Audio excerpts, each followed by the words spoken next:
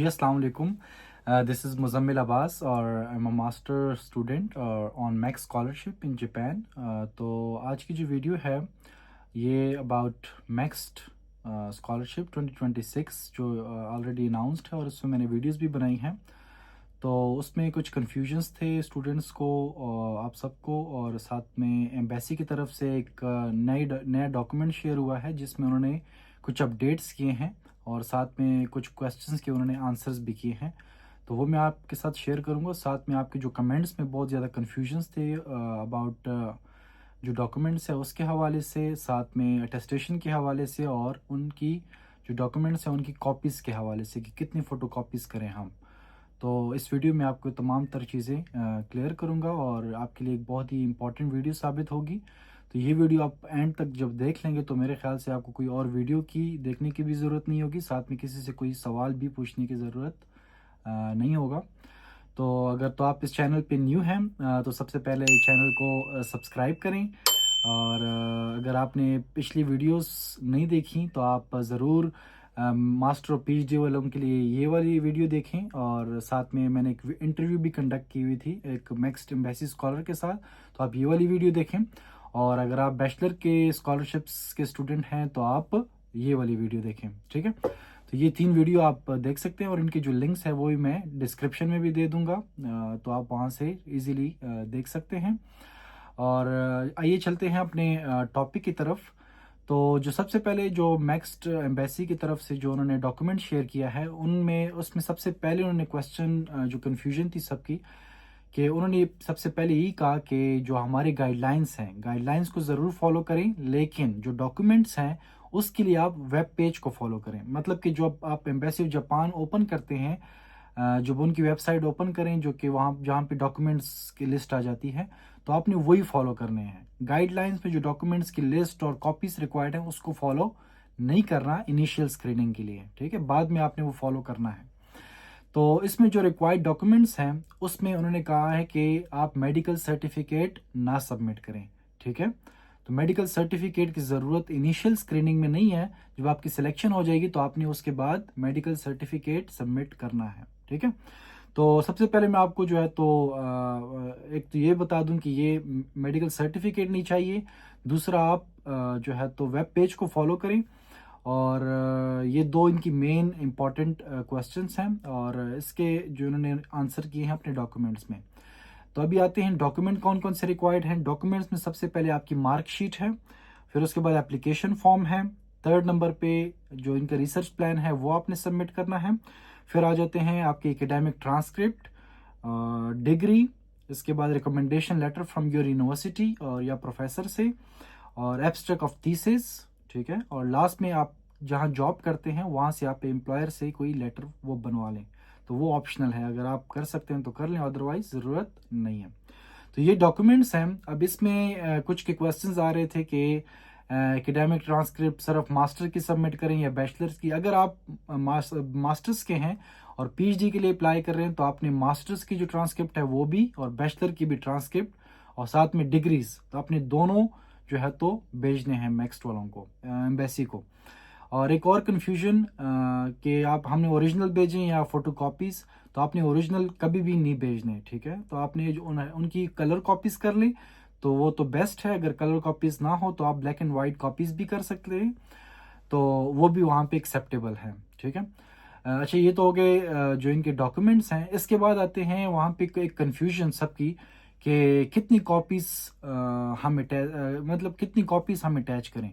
अब देखें web page पे जो उन्होंने मेंशन किया हुआ है, ट्रांसक्रिप्ट की भी उन्होंने जस्ट 1 कॉपी मांगी हुई है, ठीक है। 1 कॉपी विद ओरिजिनल अटेस्टेशन। इसी तरह degree 1 copy with original attestation हो, ठीक है।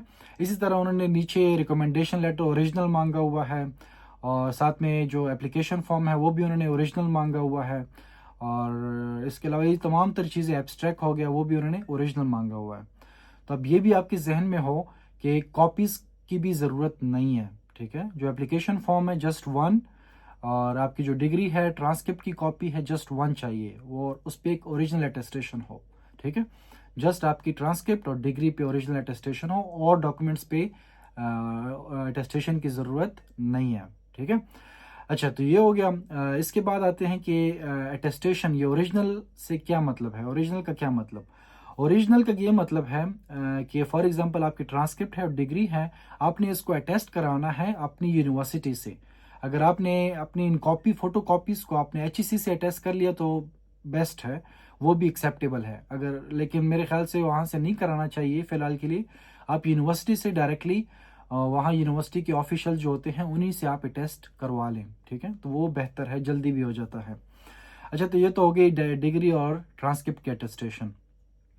अच्छा, इसके बाद जो है तो क्वेश्चन है कि ओरिजिनल जो वहाँ पे लिखा हुआ है एप्लीकेशन फॉर्म के साथ, रिकमेंडेशन लेटर के साथ, उन्होंने लिखा हुआ है कि ओरिजिनल होने चाहिए। ओरिजिनल से उनका मतलब ये है कि आप फिल करें, उसके बाद प्रिंट कर लें, ठीक है, एप्लीकेशन फॉर्म को प्रिंट करें और लास्ट में अपना साइन कर लें। साइन कर लें तो वो इट मीन्स के ओरिजिनल बन जाता है, ठीक है।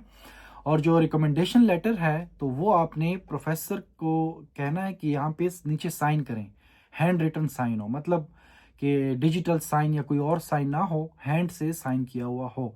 और फिर आपने इन्वेलप को सील भी करना है और इसकी भी कोई कॉपीज की ज़रूरत नहीं है, ठीक है।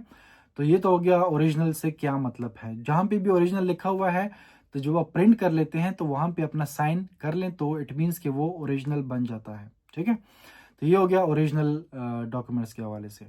तो ये अपनी डेडलाइन जो है तो मास्टर और PhD वालों की डेडलाइन जो है वो 27 मई है और बैचलर वालों के लिए जो डेडलाइन है वो है 31 मई, ठीक है। तो उससे पहले पहले अपने डॉक्यूमेंट्स आपने सबमिट करने हैं। और जो मास्टर और PhD वालों के लिए CGPA की जो परसेंटेज की रिक्वायरमेंट है वो 80% है और जो बैचलर के स्टूडेंट्स हैं उनके लिए FSC में जो रिक्वायरमेंट है वो 85% है। आपके 85% मार्क्स होने चाहिए।